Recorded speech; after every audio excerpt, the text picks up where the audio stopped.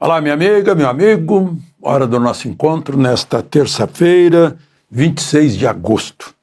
Em 1978, eu havia ido à Alemanha para cobrir uma visita do presidente Geisel pelo Jornal do Brasil, e na volta passei em Roma e fui à Praça de São Pedro e vi o Papa João Paulo I, que havia assumido no dia 26 de agosto.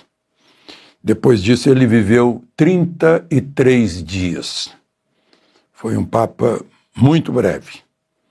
E desandou uma série de suposições sobre a morte dele, essas lendas. Depois veio João Paulo II. Lembre-se de se inscrever e, ao final, de deixar o gostei ou não gostei. Vamos, então, à conversa de hoje.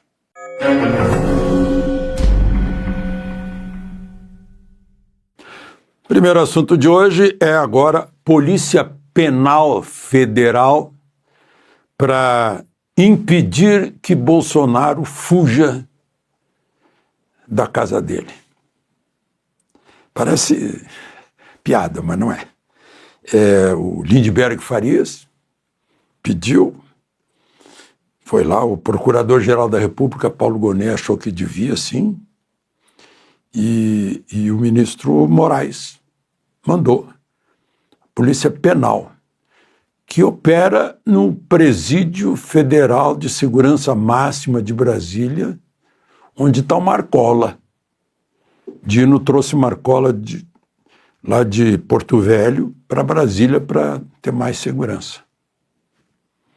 Bolsonaro mora num condomínio, numa região chamada geralmente de Jardim Botânico. O condomínio já tem as regras de segurança, mas agora pode estar a paisano ou fardado, com as devidas armas, tá tudo detalhado. A Polícia Penal, pelo jeito, vai estar lá no condomínio, infiltrada no condomínio, para evitar a fuga de Bolsonaro. Ele podia ter ficado nos Estados Unidos, quando evitou entregar a faixa para Lula. Podia ter saído a hora que quisesse. Aí apareceu lá uma minuta de pedido de asilo. Pedir asilo não é crime. Todo mundo tem direito de pedir asilo, né? Tanto que o governo brasileiro dá asilo também para perseguidos políticos, né? Como já deu, e muitos. Deu até para perseguidos pela polícia criminal, né? Para gente que matou um monte de gente lá na Itália, como o Battisti. Mas, enfim, não sei se não vai enfraquecer a guarda do Marcola. Imagina se dá uma fuga do Marcola no momento desse. A responsabilidade, né? Eu acho que Bolsonaro merecia, sim, uma segurança maior, porque, enfim, a casa onde mora a ex-mulher de Bolsonaro, mãe de 3 filhos dele, e os seus ex-sogros, foi invadida por bandidos em Resende, né? Bolsonaro foi atacado ninguém sabe, estimulado por quem, né? Pelo o Adélio Bispo, que tentou matá-lo. Então, a vida dele também está sob perigo, risco, né? Mas, bom, segundo assunto, o ministro Flávio Dino, a pedido do deputado do PL lá de Mato Grosso do Sul, Marcos Polon, deu 10 dias para um presidente de poder. Flávio Dino não é presidente de poder. Deu 10 dias para o presidente da Câmara, Hugo Mota, explicar por que a urgência, como foi a aprovação do que estão chamando agora de o ECA Digital, que é aquele projeto de lei que o editorial do Estadão diz que foi aprovado às correrias, às pressas, de modo irresponsável, com a tentativa de Mota de desviar para encaixar censura lá dentro. Projeto de lei que agora está no Senado, está nas mãos do Senado por os devidos pingos nos is. Né? Foi apressado, foi populista, como diz o editorial do Estadão. Né?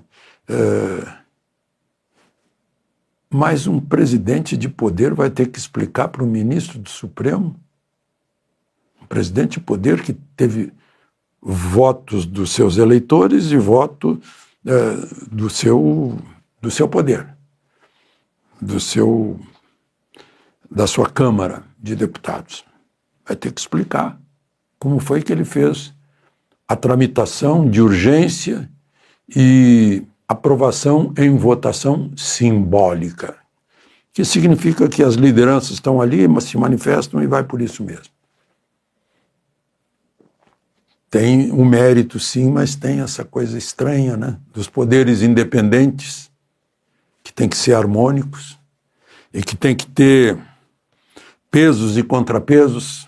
O Senado é peso zero, né? O Senado é peso zero, com os presidentes que tem, que seguram qualquer tentativa de correção do outro poder. Como está na Constituição, é um poder que tem o Senado. Se alguém não está cumprindo o juramento de defender, guardar e cumprir a Constituição, e se é guarda da Constituição, como estabelece a própria Constituição, isso até é uma agravante. Não? Mas, enfim, esse é o caso. Né? Agora, uma pergunta sobre esses últimos 40 anos. Por que nós deixamos que a TV tivesse programas erotizando crianças, adultizando crianças, para usar o termo? Hoje de manhã eu ouvi do meu amigo jornalista brilhante, Rogério Mendelski, lá na Guaíba, dizer que adultização é uma glamorização de pedofilia. No meu artigo que está saindo nos jornais desta quarta-feira, eu falo em eufemismo para pedofilia. Ficamos assistindo. Quando a Damares denunciou, a gente ficou assistindo. Quando a Antônia Fontenelle denunciou, nós ficamos assistindo. Só nos mobilizamos porque o Felca deu uma chance para a gente aproveitar e botar censura. Aliás, é uma incrível censura em que se terceiriza a censura, que está proibida pela Constituição, mas se terceiriza e se privatiza, entregando às Big Techs, né, a decisão. Bom, esse projeto pelo menos diz que a parte interessada ou o Ministério Público é que deve impedir a retirada de atos de pedofilia ou similares. Né? Mas, enfim, fica estranho. Eu fico pensando, né, a situação lá do 10 dias para o presidente da Câmara, Hugo Mota, parece assim, digamos, numa escola do ensino fundamental em que o bedel dá 3 dias para o menino devolver ou indenizar a escola pela vidraça que ele quebrou com um chute de uma bola. Bom, e por fim eu queria conversar com vocês sobre essa aliança que está acabando. O Brasil tem um compromisso cultural com o Ocidente. Cultura judaico-cristã, filosofia grega, direito romano. A gente está praticamente cortando relações com Israel. Israel não vai mais mandar embaixador para cá. Né? O Brasil não aceitou o embaixador que Israel mandou. Israel já tinha declarado Lula persona non grata, porque retirou o Brasil daquela aliança de memória do Holocausto, vale dizer negacionismo, negando o Holocausto, e tomou partido do Hamas nessa disputa lá disputa não, depois que o Hamas entrou em Israel para assassinar jovens israelenses que estavam numa festa, né? Assassinar e levar reféns. Depois Israel entrou na faixa de Gaza para resgatar reféns, e até hoje está isso.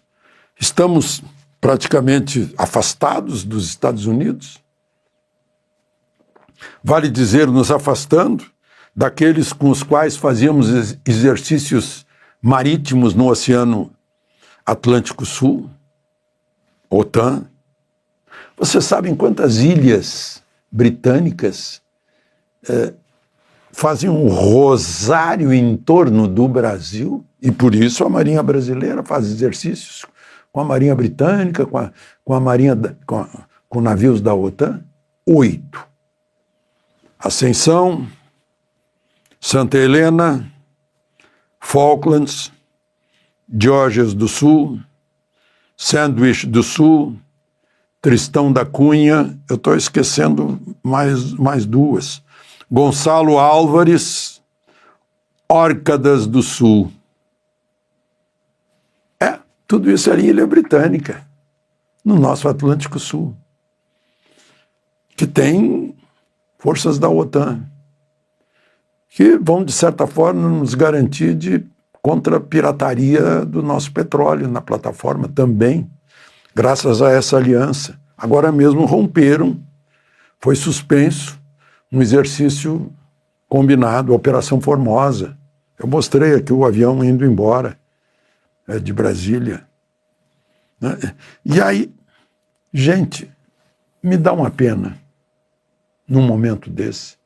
Aparece Lula numa reunião ministerial como foi hoje, todo mundo de chapeuzinho azul, com o seguinte lema, parece que foi escrito pelo conselheiro Acácio: o Brasil é dos brasileiros.